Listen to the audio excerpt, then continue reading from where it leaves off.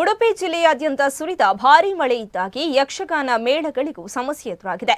ಉಡುಪಿಯಲ್ಲಿ ಮಂದಾರ್ತಿ ಮೇಳದ ಚೌಕಿ ಮನೆಗೆ ಮಳೆ ನೀರು ನುಗ್ಗಿದೆ. ವೇಷಧಾರಿಗಳು ಬಣ್ಣ ಹಾಕುವ ಚೌಕಿ ಮನೆಯ ತುಂಬೆಲ್ಲ ನೀರು ತುಂಬಿದೆ. ಇದರಿಂದ ಬಹುತೇಕ ಯಕ್ಷಗಾನಗಳು ರದ್ದಾಗಿವೆ. ಚೌಕಿ ಮನೆಯ ಒಳಗೆ ಧಾರಾಕಾರ ಮಳೆ ನೀರು ಹರಿದು ಹೋಗುತ್ತಿದೆ. ಮಳೆಗಾಲ ಮುಗಿದ ನಂತರವೇ ಯಕ್ಷಗಾನ ಆರಂಭವಾಗುವುದು ಪ್ರತೀತಿ. ಆದರೆ ಈ ಬಾರಿ ಡಿಸೆಂಬರ್ ತಿಂಗಳಲ್ಲೂ ಮಳೆ ಸುರಿಯುತ್ತಿದೆ. ಇದರಿಂದ ಪ್ರದರ್ಶನಗಳು ರದ್ದಾದ ಕಾರಣ ಕಲಾವಿದರಿಗೆ ಪ್ರೇಕ್ಷಕರಿಗೆ ಬೇಸರವಾಗಿದೆ.